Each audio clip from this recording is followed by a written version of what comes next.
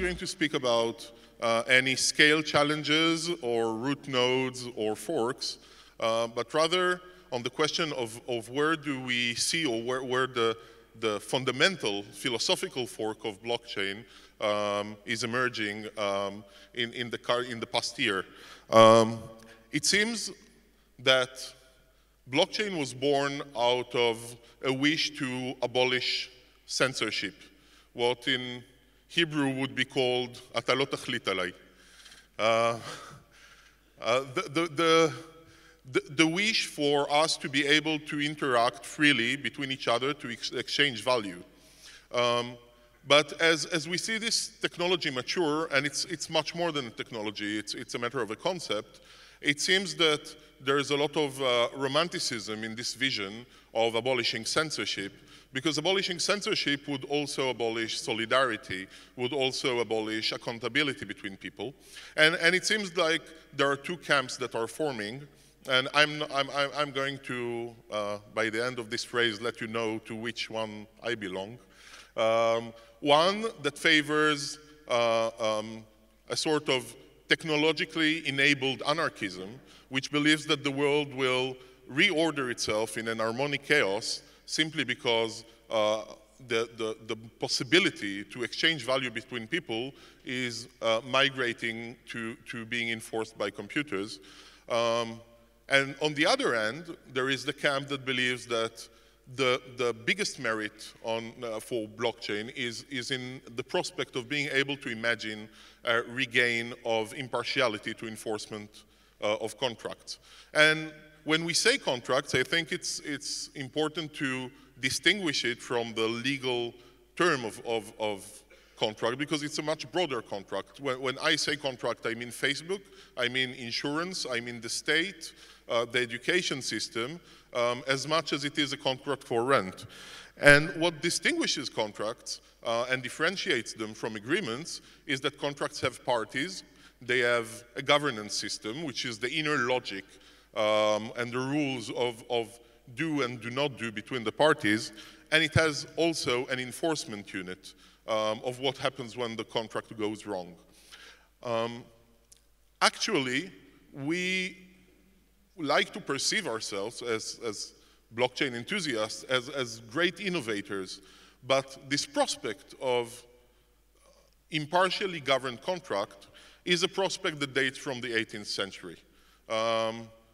It started off with the cheap printing press that allowed people from all over the world to start communicating with each other, imagining structures together, forging identities together, and that gave birth, by the need of being able to exchange value coherently, it gave birth to institutions and structures that we come to think of as if they escort us from the beginning of time, such as the nation state, the central bank, the corporate. These are all new infrastructures, and the really revolutionary thing about them is that they were the first instance that allowed people to have their fair share of representation, regardless of how strong their tribe was or their family was.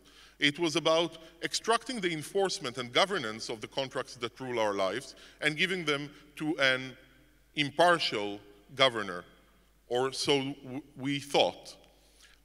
These structures were so strong, so carefully developed, that they escort us nearly unchanged for 300 years. But in the recent years, it seems that they are falling out of step and that they are no longer able to govern the reality of our lives. And I think that, many people like to compare blockchain to the internet.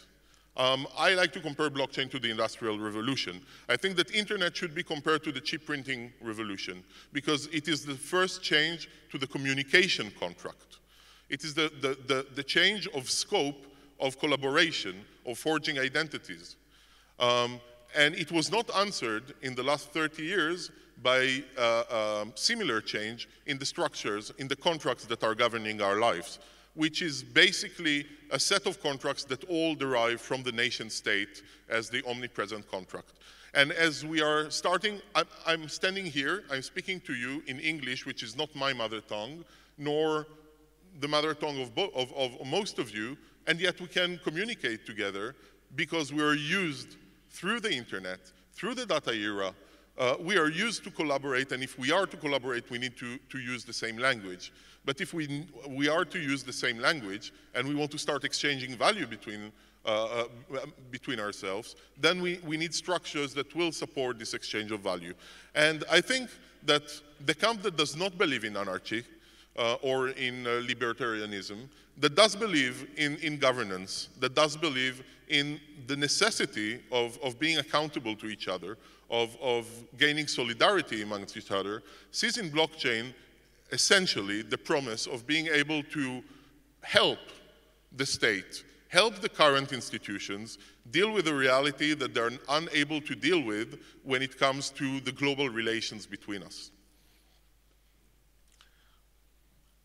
Why did the old contract go wrong? So I believe it went wrong because of two main things. First is time. Power corrupts. And what starts as a big promise is getting spoiled along the way. We're yet to invent a method that does not spoil along the way. And that's true for the structures that are governing our lives. It would probably be true for blockchain as well. If we design it properly, we can only hope for it to last the same 300 years as the system we're trying to challenge lasted. So time and power, I'd like to give a simple example. It seems like the insurance company is the best example. An insurance is a contract between people. Let's say all of us here wanted to collaborate together, donate an amount of money so that in case of damage, this damage would be spread between us and not borne only by the person to which the damage occurred. So it's a contract, it has many parties, it reflects a lot of value, and it's quite a complicated contract, so we call the insurance company to be the governor of this contract. And if the governor is impartial, then the governor should have no party in the contract, nothing to gain, nothing to lose of the contract, but to maintain the contract itself and to be remunerated only for maintaining the contract itself. But as time goes by, the governor uses the power we entrust in him to acquire secondary targets, secondary goals. And the insurance example is a good one because it came to a 100% diversion between us and the insurance company. What we want from an insurance contract is to pay the lowest contribution and to get the highest remuneration in case of damage. What the insurance company wants is for us to pay the highest investment, the highest contribution, and to pay us as less as possible when a damage occurs. And that's not because the insurance company is corrupted. I don't believe that insurance companies are corrupted, nor banks, nor governments. I believe they're living to fulfill the base motivations of the way the contract is currently formed. Now, we are often frustrated from the institutions that are managing our lives, and everything becomes personal. It's all the CEOs, it's all the politicians, it's all the bankers, but it's not really personal. It's a matter of a system that is growing out of alignment with the participants, the citizens it is about to share. But that's not everything that's challenging our current institutions. The second thing is about the possibility to gain common ground.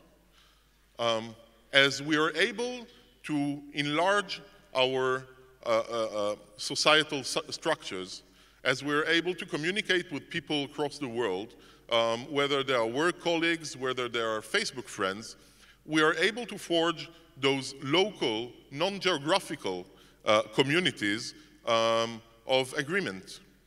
And we can find ourselves agreeing with a Facebook friend or with a colleague across the ocean more than we agree with the neighbor next door.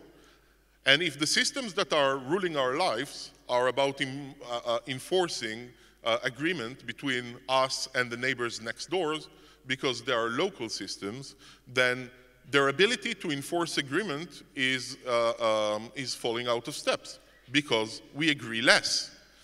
And we don't have structures that will reflect the new agreements we have with people that are not necessarily belonging to the same territory, geography, or nation state as we do.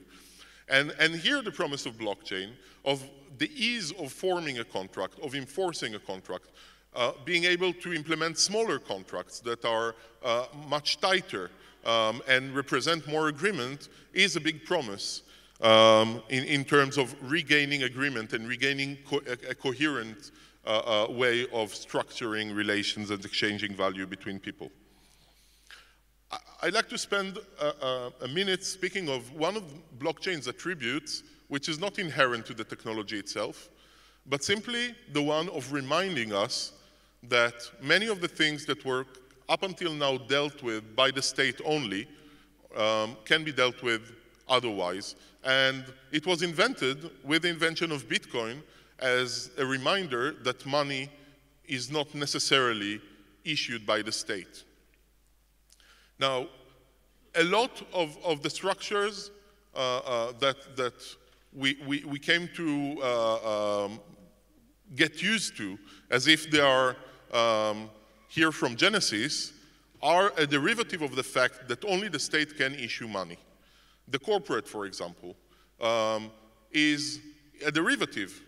The invention of securities, of shareholding, is a derivative from the fact that only the state could issue a currency. And so if a corporate wanted to issue a means to exchange value between its shareholders, its customers, and itself as a legal entity, it had to invent another mechanism to do that. This is no longer necessarily the case, and many other keynotes today will refer to ICOs. I think that the important thing is to speak of a token economy, of the ability to issue a currency per contract and to have this currency be exchanged against other contracts according to the value that the contract actually presents. This means rethinking the entire concept of control and equity being tied together.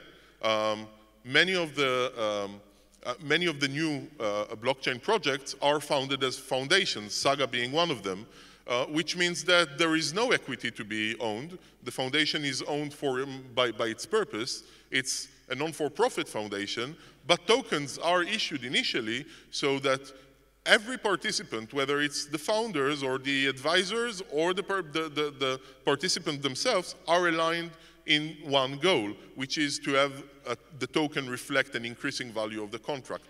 This is a complete shift in paradigm, and it's not only about a different way of raising money. It is mostly about reimagining what the corporate looks like, reimagining the relation between private sector and public sector, reimagining the relations between wealth and greater good. And I think that the industry is going in these directions this last year or so. There's many more to be still determined and to be found. There are going to be many errors in the way, and there have been already. But this is a very interesting and exciting direction where we are starting to see regulators and institutions and entrepreneurs collaborating together to understand the true capacity of blockchain, not the one that is believed by the anarchists that want to demolish those institutions, but the one that is in bettering the current contract and giving answers where they are lacking in terms of governing global exchange of value. I'd like to finish by stating what I believe are the main obstacles or main barriers that need to be crossed if we are to explore the true potential and promise of blockchain. The first one is knowledge. Technology currently takes the lead, and it doesn't make sense.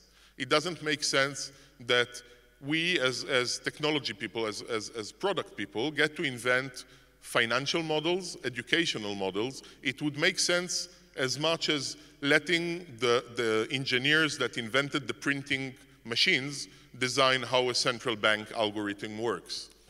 And so if we want to truly explore the promise of blockchain, we need to be an interdisciplinary effort that involves social sciences, that involves economics. It means that we need to put technology into perspective. Technology is only a tool that is facilitating or enabling the definition of new kinds of contract, and we need to bring other fields of expertise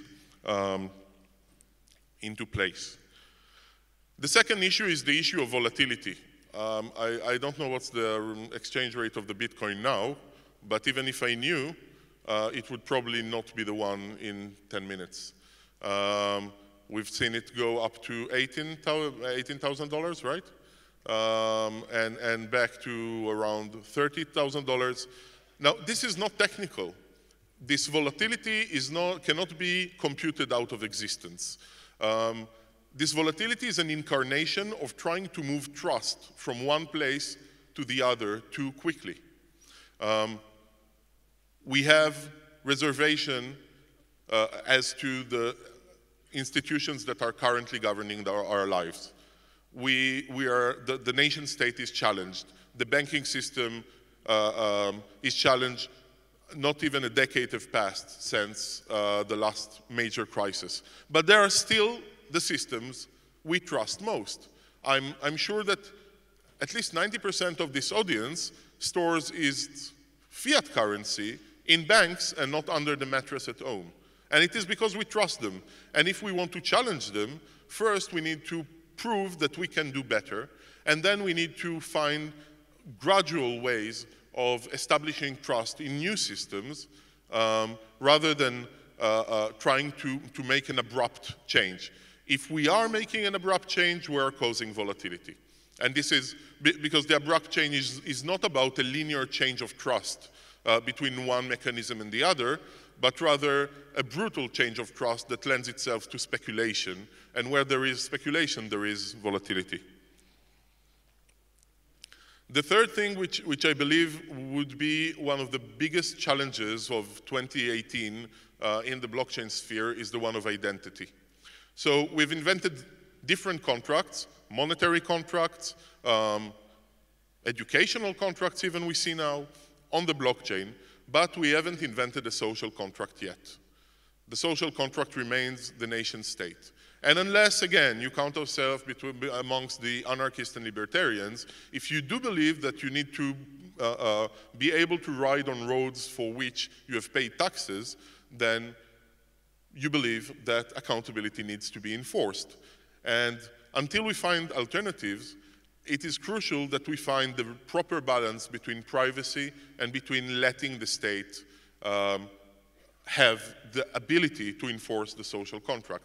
And it can only do that if identity is not obfuscated. And I think that gaining this balance, forming a new way to use identity, to reveal it for the sake of accountability, but to keep it private and to maintain it from being abused, is one of the biggest challenges we are facing. The last one is that at the end, no one has to understand what I'm mumbling about for the last 15 minutes. At the end, we need to demonstrate value. As long as we keep speaking of blockchain and understanding blockchain and explaining blockchain, we haven't realized the true promise of blockchain, because in the second we are able to demonstrate value, we don't have to explain it anymore. People don't understand why they're using fiat currencies. Most of the world does not understand the seigniorage mechanism or the interest rate mechanism, or even invents money.